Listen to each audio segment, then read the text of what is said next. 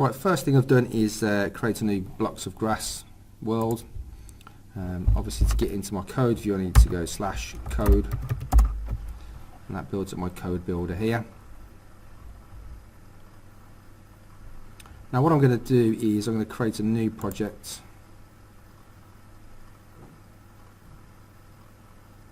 Okay, so first thing I want to do is get the position of my my character or in the Minecraft world. So if I just drag, I can use the existing onChat command, but I'm going to choose a different word here. So I'm going to use position. Okay, so my onChat command is going to be position. Now what I need to do is create some variables to store some information about where I am in the world. So the first one I'm going to choose is by going down to variables, then click make a variable. I'm going to call this one player position.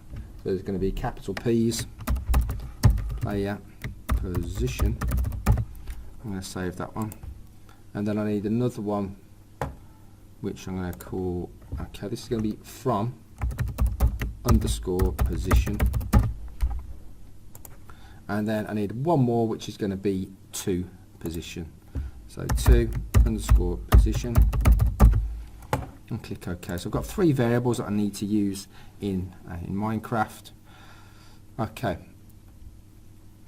Now I'm going to choose this block here where it says set. So I'm going to drag that on, and you can see it says to position. There's a default, the last one. I'm going to change that to player position. So I'm going to get my player's position in the world. So I'm going to click on player, and then in here hopefully I should be able to find player position. If I scroll down, player world position. Okay, so I'm going to get that, put that into that place there.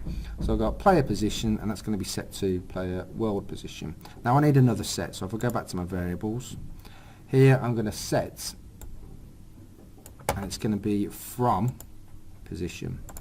So I'm setting like a start point, and then I need to go into my positions category, and then you can see we've got one which got like a plus sign next, which is this one here, and I'm going to use that. So if I just click on that, and I can drag that in, and it'll fit into that place there. So from position, okay, so from position I'm going to use a variable which is player position. So if I drag player position and I pop that into to get it so it goes over all 3 like that. So it's player position. I'm going to change the first one here. I'm not going to go into this too much. I'm going to leave that so you'll see what that does. So set position, and then I need to go back to my variables again, and I get another set position.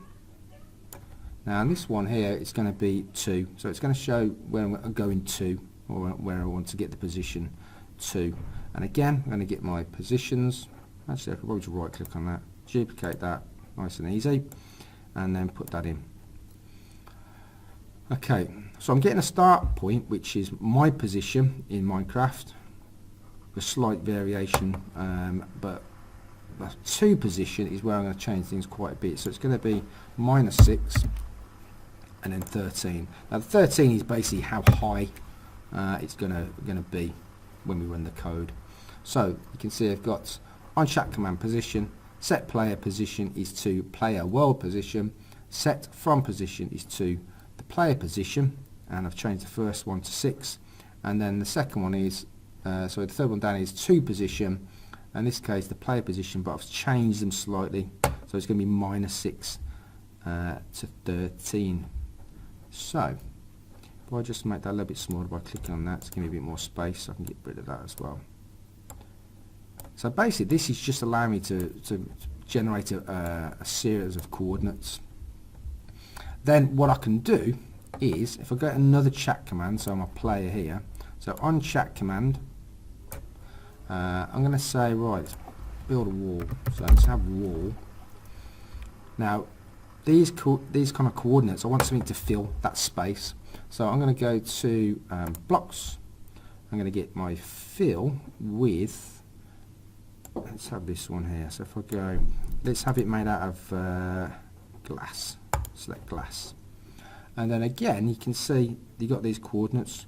Now I want to use the coordinates that are set from position to to position, So again, I can get my variable from here. So it's going to be from position as my start point, and then to position. Okay. So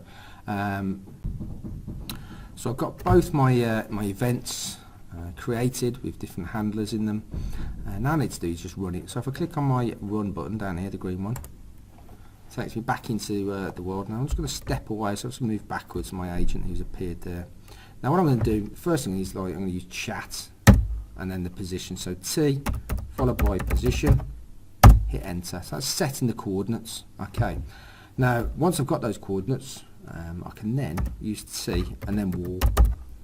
And wall is going to create a wall which is going to fill, if I just step back, the space. So we had -6 to +6 and then 13 high. So you can see by using those blocks of code I've managed to create a wall of glass to fill that space. Now what I'm going to do now, back into my code view, I'm going to add a few more things into this. So let's just make it a bit of space. So let's click that, let's get these out of the way. So I've got those at the top there. I need to add something else. Now what I want to do, when I actually break one of these blocks, I want something to happen. So I'm going to go to my blocks here and I can select on broken. So you look for the one which is broken. So you can see, just drag that on, or click on it and drag it down. Now in this case it's on, when a glass block is broken. So I'm going to click on that and change it. Find my glass block there. And then what's going to happen is I'm going to change one of the glass blocks in that wall randomly. So what I need to do, I'm going to get place. So I'm going to get another block from there. It's going to be the place one. So let's put that in there. What should we have? Let's have, I don't know, you could have TNT, I suppose. Let's have something else. Yeah, let's have cobblestone. So I'm going to change one of the glass blocks to a cobblestone one instead.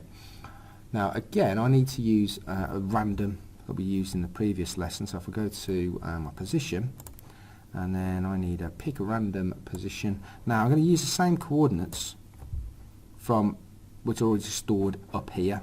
Okay, so all I need to do is get the blocks for the from position to position, which are already stored in variables.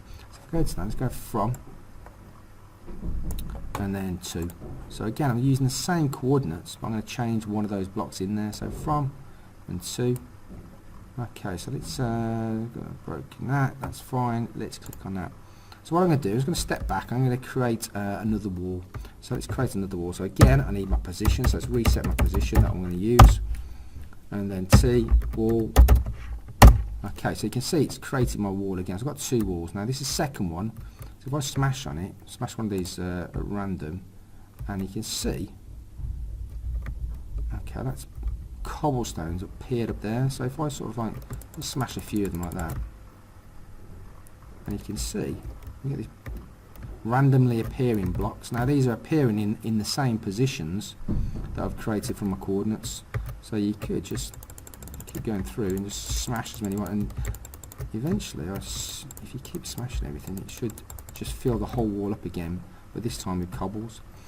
Now what you can do from that is maybe have another step where you are, what if you break the cobblestones? Okay, so you could have the next part of it is extend this by, if I break one of these cobblestones, again within those positions, I'm going to replace it maybe with TNT, and then you can just blow the whole thing up. Okay, so don't forget, if you go to code, you can save that. So if you go to your settings, let's give it something useful. For the project settings there, I'm going to call this one wall of glass. Oh, let's go back. Wall of glass. So I'm going to save that, and then if I click my share button at the top, I can publish my project, and then I've got my URL, and you can copy that, put that into your OneNote. Okay, so try and get that working, then try and extend it by changing or adding another block so it's on broken. So in this case we're going to have on cobblestone broken, we're going to replace it with something completely different. So have a bit of a play around that, see what you can do in terms of positions, the fill, and just change some of the parameters, and then just see what you can create.